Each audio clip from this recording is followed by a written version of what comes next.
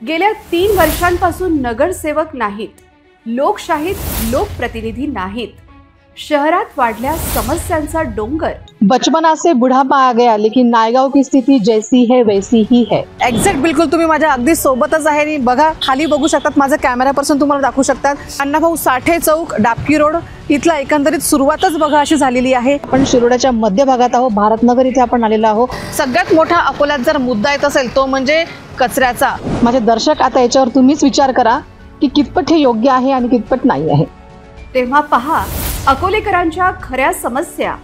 RRC news आणत आहे महापालिका फोकस। RRC न्यूज घेऊन येत आहे जनतेच्या समस्यांचे सोल्युशन, महापालिकेचा फोकस। अकोलेकरांच्या समस्यांवर RRC न्यूजचे हक्काचे सोल्युशन, महापालिका फोकस। जनतेच्या हक्काचे एकमेव व्यासपीठ RRC न्यूज आणत आहे महापालिकेचा फोकस।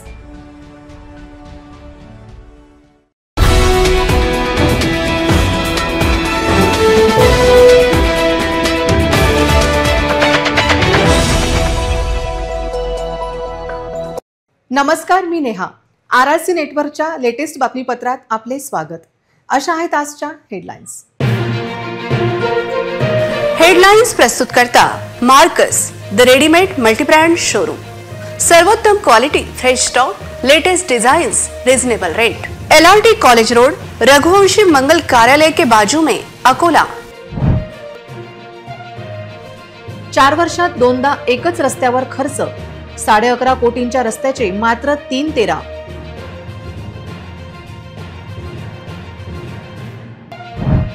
अमरावतीच्या बेलोरा विमानतळावर लवकरच टेक ऑफ, लोकप्रतिनिधींमुळे वारंवार टळते अकोल्याचे टेक ऑफ।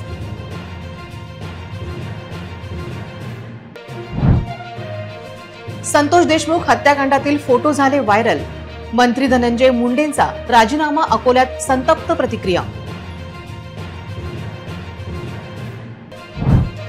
धरणाचा जलसाठा घटल्याचे चित्र आले समोर, अकोलेकरांना जपूनच वापरावे लागेल पाणी।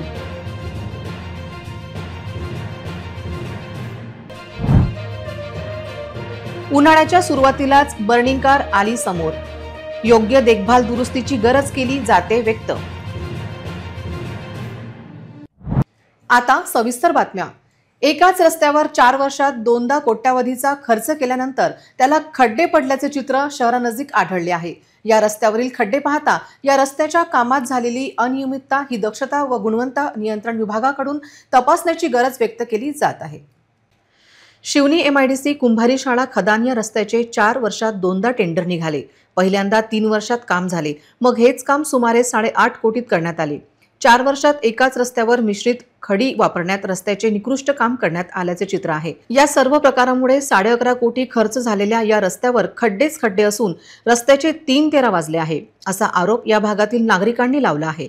या सर्व प्रकरणात रस्त्याचे काम प्रस्तावित करणाऱ्या अभियंता, प्रशासकीय मान्यता, कार्यालयीन मान्यता, MB रेकॉर्ड करणारे आणि फायनल बिल मंजूर करणाऱ्या सर्व शासकीय यंत्रणेतील अधिकारी गोत्यात येण्याची शक्यता आता निर्माण झाली आहे। दोन्ही वेळेस रस्त्याची गुणवत्ता ही हायवे प्रमाणे असायला हवी होती, पण इतर हायवेवर खड्डे नाहीत आणि या रस्त्यावर जड वाहतूक नसताना खड्डे निकृष्ट काम अधोरेखित करत आहे। पण हायवे निर्माण करताना खर्च मात्र कंत्राटदाराने सरकारकडून वसूल केला, पण कामाची गुणवत्ता मात्र कायम ठेवली नाही। या रस्त्यावर 4 व्हीलर काय दुचाकी देखील नीट चालवली जाऊ शकत नाही। याविषयी बांधकाम विभागाच्या प्रमुखांशी संपर्क केला असता त्यांनी प्रतिसाद दिला नाही।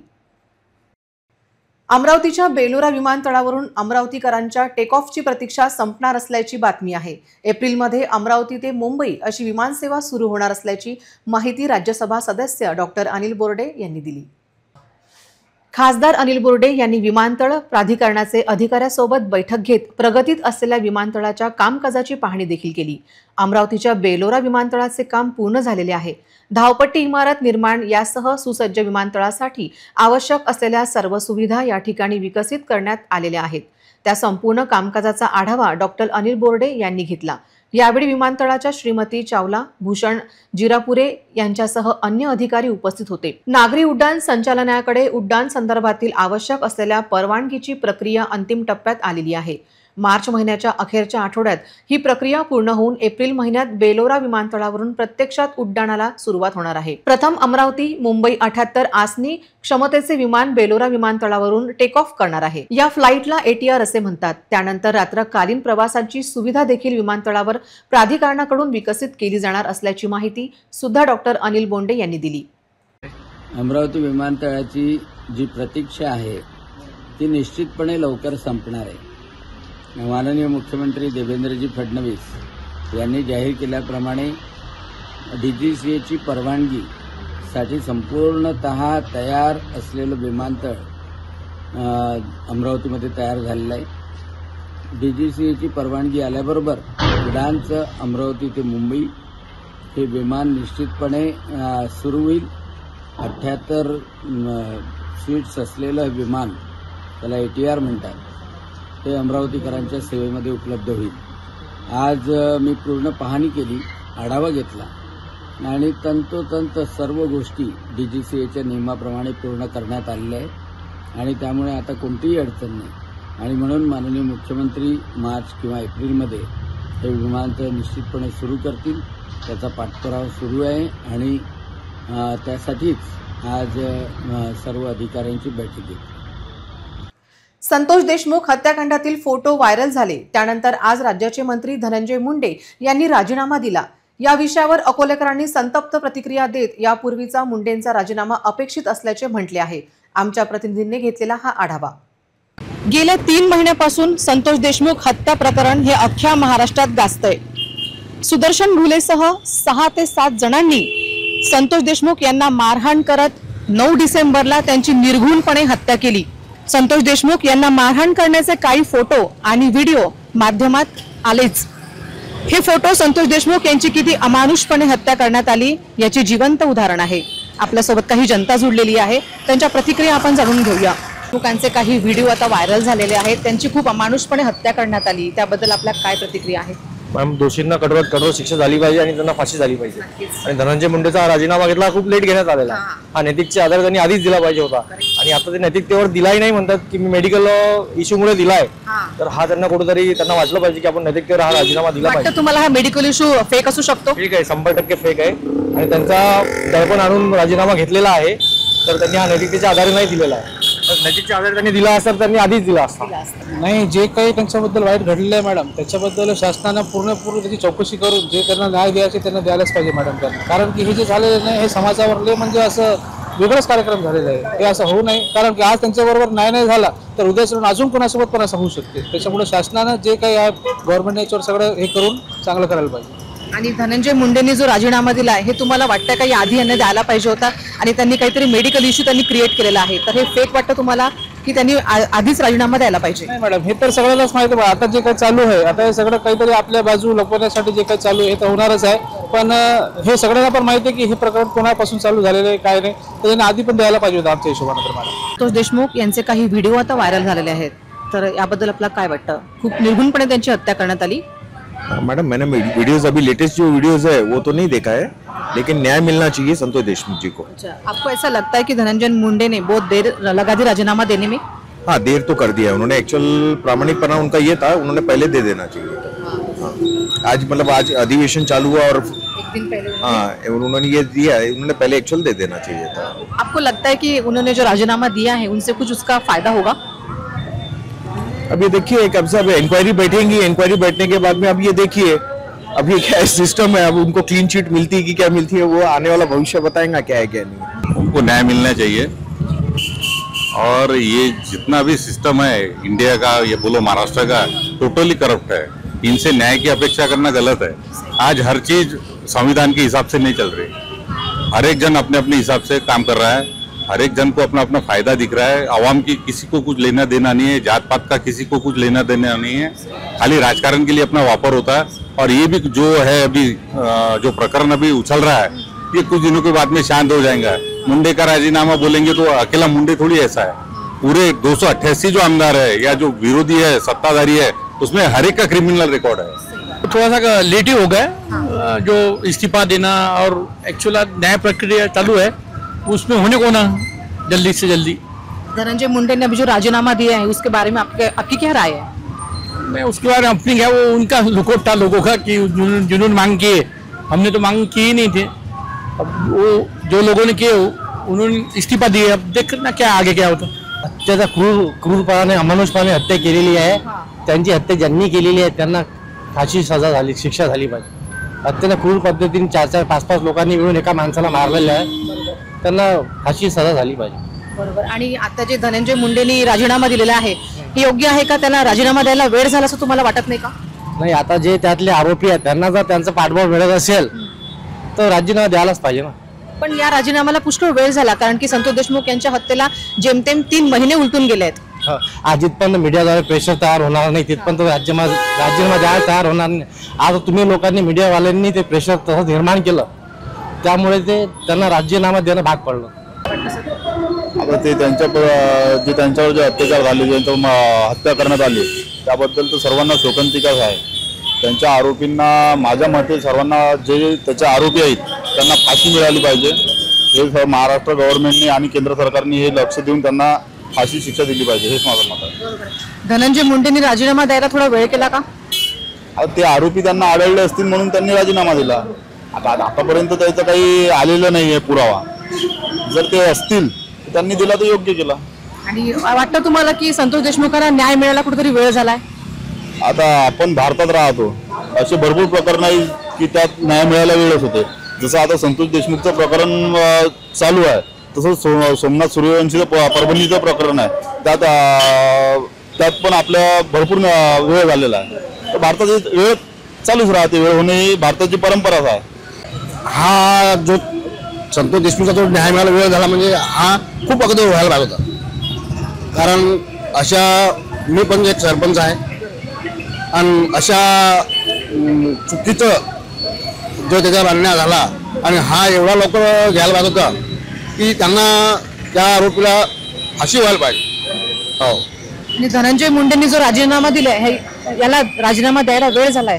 धनंजय मुंडेचा जो राजीनामा आहे त्याला जो वेळ झाला असं सांगितल्यापेक्षा की नेमकं त्या सरकारमध्ये काय चालू आहे आणि ते सरकार काय करते आणि धनंजय मुंडेला पाठीशी कोण घालते, हा खूप अगोदर व्हायला पाहिजे होता त्याचा राजीनामा।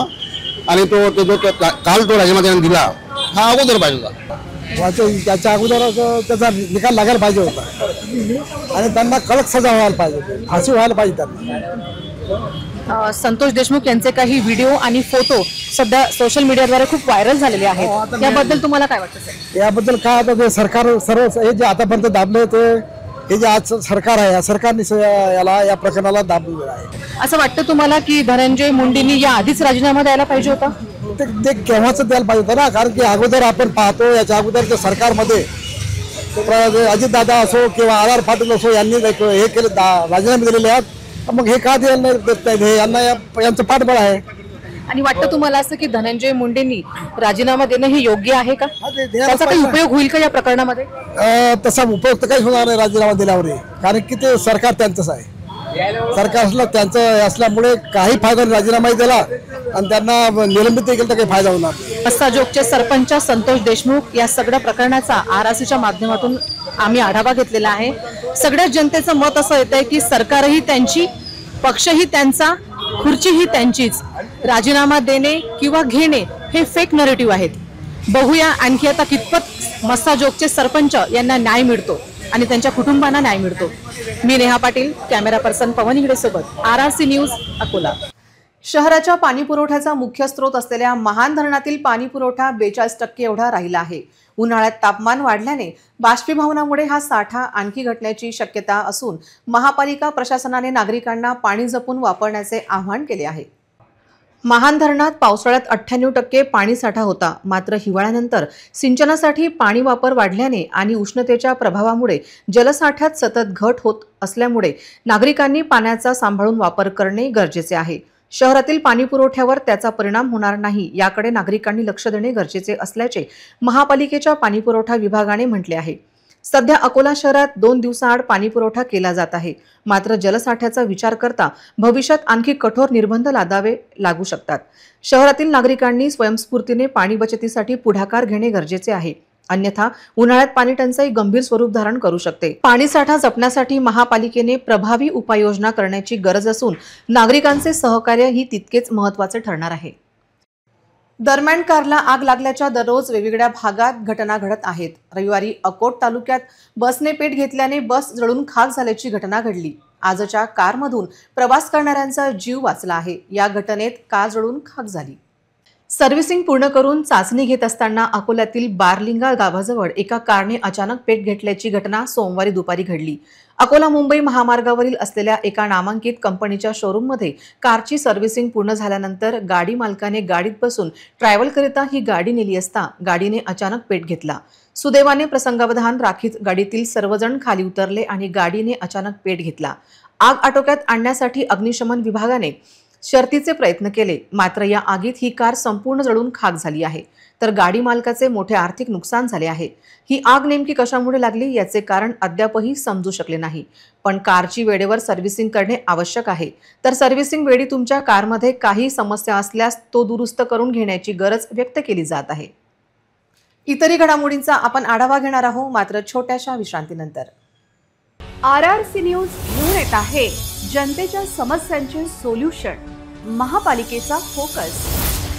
अकोलेकरांच्या समस्यांवर RRC न्यूजचे हक्काचे सोल्युशन, महापालिका फोकस। जनतेच्या हक्काचे एकमेव व्यासपीठ RRC न्यूज आणत आहे महापालिकेचा फोकस। विश्रांतीनंतर पुन्हा एकदा तुम्हा सर्वांचं हार्दिक स्वागत। महापालिका आयुक्तांसह विविध विभागाच्या अधिकाऱ्यांची दालने मनपाच्या मुख्य प्रशासकीय इमारतीत आहेत। या इमारतीच्या चारही बाजूने अतिक्रमण आहे। या अतिक्रमणाला कोणाचा आशीर्वाद आहे असा प्रश्न आता उपस्थित केला जात आहे। शहरात फेरीवाल्यांची संख्या दिवसेंदिवस वाढत चाललेली आहे। महापालिकेच्या अतिक्रमण विभागातील काही कर्मचाऱ्यांची फेरीवाल्यासोबत सलगी आहे, परंतु अनेक फेरीवाले चक्क अकोला महानगरपालिका मुख्यालयाच्या प्रवेशद्वाराबाहेरच बेकायदेशीररित्या व्यवसाय करीत असल्याचे चित्र दररोजचे झाले आहे। मुख्यालयासमोर भिंतीलगतच हातगाड्या उभ्या करून खुलेआम कापड वस्तूंची विक्री करतात। या अतिक्रमणकर्त्यांना कोणाचा आशीर्वाद आहे असा प्रश्न विचारला जात आहे। यांच्या विरोधात महापालिका प्रशासन ही कारवाई करायला तयार नाही, त्यामुळे फेरीवाल्यांची हिंमत वाढत आहे। अतिक्रमण हा विषय सर्वांसाठीच तापदायक आहे। महानगरपालिकेसमोरील फेरीवाल्यांचे अतिक्रमण साफ होताना दिसत नाही, तर शहरातील अतिक्रमण सफाई कशी होणार असा प्रश्न अनुत्तरित राहतो। बोधीगया येथील महाबोधी मठाचे प्रशासन व व्यवस्थापन बौद्ध समुदायाकडे सोपवण्याची मागणी देशभरातून होत आहे। यासाठी आज अकोल्यात जिल्हाधिकारी कार्यालयावर मोर्चा काढत ही मागणी तीव्र करण्यात आली। All India Buddhist forum, the Buddhist society of India, समता सैनिक दल आणि समाजाच्या इतर अनेक घटनांतर्फे जगभरातील बौद्धांचे पवित्र स्थान बिहारमधील बोधगया येथील महाबोधी महाविहारचे संपूर्ण नियंत्रण बौद्धांच्या ताब्यात देण्यासाठी आणि बोधगया मंदिर कायदा रद्द करण्यासाठी पाटणा येथे आंदोलन करण्यात आले। महाबोधी महाविहार बोधगया समोर अखिल भारतीय बौद्ध महासंघातर्फे बेमुदत उपोषण व धरणे आंदोलन केले जात आहे आणि देशाच्या काही भागात समर्थनांची चळवळ सुरू आहे। मात्र अद्यापपर्यंत महाबोधी महाविहाराबाबत कोणतीही निर्णय झालेला नाही। बुद्धिस्ट सोसायटी ऑफ इंडिया आणि समता दैनिक दलाने याला मनाई केली आहे। बोधीगया मंदिर कायदा रद्द करण्यात यावा आणि बोधीगया महाबोधी महावीराचे संपूर्ण प्रशासन व व्यवस्थापन बौद्ध समुदायाकडे सोपवण्यात यावे, भारतीय बौद्ध महासभेचे अध्यक्षांनी केले आहे। आज आम्ही जिल्हाधिकारी साहेब अकोला यांच्या मार्फत देशाचे सन्माननीय राष्ट्रपती, प्रधानमंत्री आणि बिहारचे मुख्यमंत्री यांना बोधगया बुद्ध विहार हे फक्त आणि फक्त बौद्ध समुदायाच्याच प्रशासनात आणि प्रबंधनात असावं अशी आमची मागणी आहे। ती मागणी आम्ही पूर्णपणे रेटून धरत आहोत आणि या आंदोलनासाठी पाटणा शहरामध्ये बिहारमध्ये जे आंदोलन सुरू आहे त्या आंदोलनाला आमचा पूर्णपणे पाठिंबा जाहीर करत आहोत आणि वेळ प्रसंगी बिहारमध्ये जाऊन देखील आम्ही आंदोलनाची तयारी करत आहोत। फक्त एकच विनंती आहे की बौद्ध समुदायाचं विहार हे बौद्ध समुदायाच्या प्रशासनाखालीच असावं, अन्य प्रशासक तेथे नसावा, एवढीच आमची प्रखर मागणी आहे, दुसरं काही नाही। एकता ज्वेलर्समध्ये लकी लक्ष्मी फेस्टिवल आयोजित करण्यात आला होता। या फेस्टिवलला ग्राहकांनी उत्स्फूर्त प्रतिसाद दिला। या लकी फेस्टिवल निमित्त बंपर ड्रॉ नुकताच एकता ज्वेलर्स येथे आयोजित करण्यात आला होता। त्याचा विशेष वृत्तांत। येथील नेकलेस रोड रतनलाल प्लॉट स्थित एकता ज्वेलर्सच्या वतीने 22 ऑक्टोबर ते 9 डिसेंबर दरम्यान लकी लक्ष्मी फेस्टिवल घेण्यात आला होता, ज्यामध्ये 10 करोड रुपये पर्यंतच्या बक्षिसांची लयलूट करण्यात आली। ज्यामध्ये बंपर ड्रॉ मधून 25 ग्रॅम, 250 ग्रॅम आणि 1 किलो सोने जिंकण्याची संधी नागरिकांना उपलब्ध झाली होती। लकी लक्ष्मी फेस्टिवल मधील विजेत्यांच्या बक्षीस वितरण करण्यात आले। लक्ष्मी फेस्टिवलच्या माध्यमातून प्रत्येक आठवड्यात 7 आठवड्याची 50 नुसार नेकलेस, इटालियन डिझाईनची सोनेरी चेन यासह विविध बक्षिसे जिंकण्याची संधी उपलब्ध करून देण्यात आली होती। एकता ज्वेलर्सच्या वतीने लकी लक्ष्मी फेस्टिवल मधील विजेत्यांना बक्षिसांचे वितरण करण्यात आले। यावेळी एकता ज्वेलर्सचे संचालक सुरेश अटलानी, यश अटलानी, मिहिर अटलानी उपस्थित होते। ज्वेलर्स का सर्विस बहुत अच्छी है और यहाँ का स्टाफ भी सही में बहुत अच्छा स्टाफ है, सभी कोऑपरेट करता है और यहाँ पर इन्वेंटरी बहुत है, यानी ग्राहक को जो चीज चाहिए वो मिल जाती है। ये तो ग्राहक के लिए बहुत फायदे की चीज है, 100% रिटर्न की। इसमें ग्राहक का कोई नुकसान होता नहीं है। 2-4 साल वापरो फिर वापस कर दो तो उतना को उतना वजन का सामान मिलता है। अब तो काफी ग्राहक को एकता ज्वेलर से माल लेने के लिए कहते हैं कि यहाँ पर रिटर्न पॉलिसी बहुत अच्छा है और कभी लेकर भी आते साथ में, तो नहीं एक भी गलत जगह लाया। बहुत सारे ग्राहक को कि भी एकता ज्वेलर्स में जाके माल लो। इतरही घडामोडींचा आपण आढावा घेणार आहोत, मात्र छोट्याशा विश्रांतीनंतर। ना दर महिन्यात रिचार्जची भानगड, ना डाटा पॅक संपण्याचं टेन्शन। आमच्या घरी आहे RRC ब्रॉडबँड कनेक्शन। तुम्ही घेतलाय काही वर्षाचा नवा प्लॅन?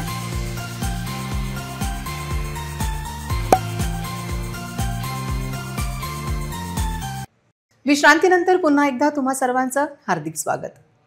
वाशिम जिल्ह्यातील रिसोड तहसील अंतर्गत मोप गावात भीषण पाणी समस्या निर्माण झाल्याने महिला आक्रमक झाल्या। पाण्याच्या थेंबासाठी नागरिकांना संघर्ष करावा लागतो आहे।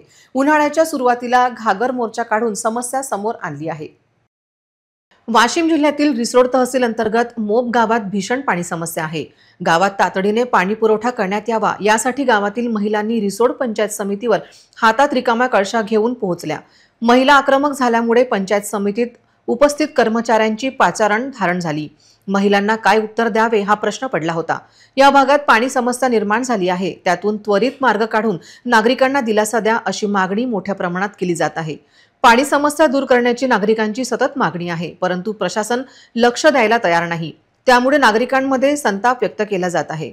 उन्हाळ्यात तरी पाणी पुरवठा नियमित व्हावा अशी मागणी जोर धरत आहे।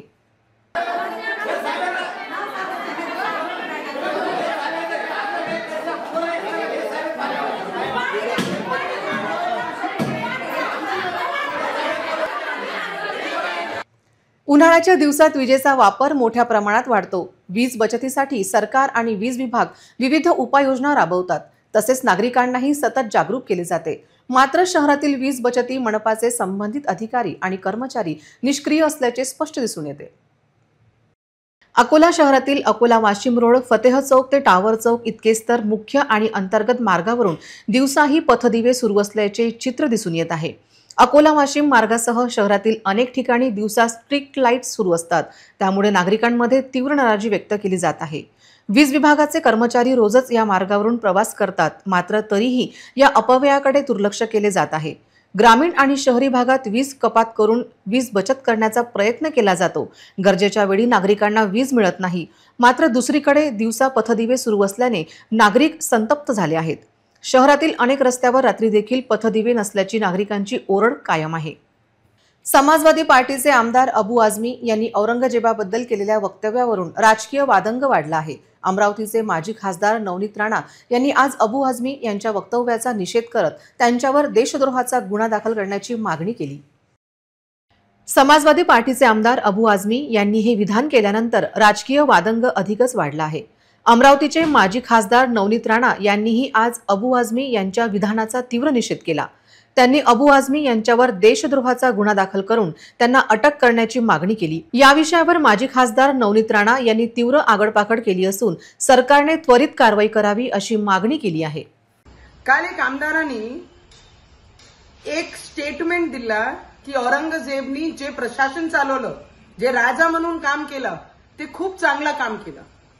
त्यांना एक गोष्ट लक्षात आणून देते की ज्या पद्धतीने त्यांनी हे स्टेटमेंट दिलंय, त्यांनी एकदा जाऊन छावा पिक्चर पाहून घ्या आणि त्याच्यामध्ये जे इतिहास आहे आणि जे इतिहास आम्हाला शिकवलेला आहे की संभाजी महाराजांवर अत्याचार करणारा हा औरंगजेब होता, त्यांचे डोळ्यापर्यंत सड्या टाकणारे हे औरंगजेबाने केलं होतं. तर मी त्यांना एवढंच सांगन आणि आमचे महाराष्ट्र गव्हर्नमेंटला विनंती सुद्धा करत की औरंगाबादचं नाव ज्या पद्धतीने चेंज करून संभाजी नगर केलेलं आहे संभाजी महाराजांच्या नावाने, तर मी आज माझे गव्हर्नमेंटला अपील सुद्धा करन आणि विनंती सुद्धा करन, नाही ते असे जे औरंगजेबला महाराष्ट्रामध्ये राहतात आणि औरंगजेबला आपला बाप म्हणून मानतात, असे लोकांना उत्तर देण्याचं काम आता महाराष्ट्र गव्हर्नमेंटने केली पाहिजे. हिंदुत्व विचारधारांची गव्हर्नमेंट म्हणजे आमची आज महाराष्ट्रामध्ये आहे, तर त्यांनी एकच काम केलं पाहिजे, ज्यांनी आमचे देव संभाजी महाराजांचे डोळ्यापर्यंत आणि एवढा अत्याचार केला, क्रूर पंथी दाखवली, तर असे औरंगजेबाची कबर त्या संभाजी नगर मधून उखडून फेकून द्यायची. ज्यांना प्रेम आहे औरंगजेबावर त्यांनी आपल्या घरावर जाऊन घराच्या आतमध्ये औरंगजेबची कबर सजून घ्या. जय महाराष्ट्र. पुन्हा एक नजर टाकूया आजच्या प्रमुख घडामोडींवर. हेडलाइन्स प्रस्तुत करता Marcus the readymade multibrand showroom. सर्वोत्तम quality, fresh stock, latest designs, reasonable rate. LRT college road, Raghuvanshi Mangal Karyalay के बाजू में, अकोला. 4 वर्षात दोनदा एकच रस्त्यावर खर्च, 11.5 कोटींच्या रस्त्याचे मात्र 3-13.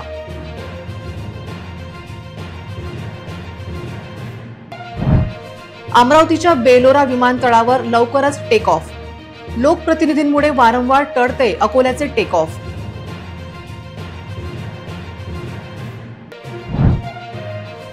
संतोष देशमुख हत्याकांडातील फोटो झाले व्हायरल.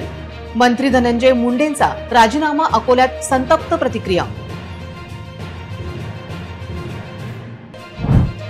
धरणाचा जलसाठा घटल्याचे चित्र आले समोर. अकोलेकरांना जपूनच वापरावे लागेल पाणी.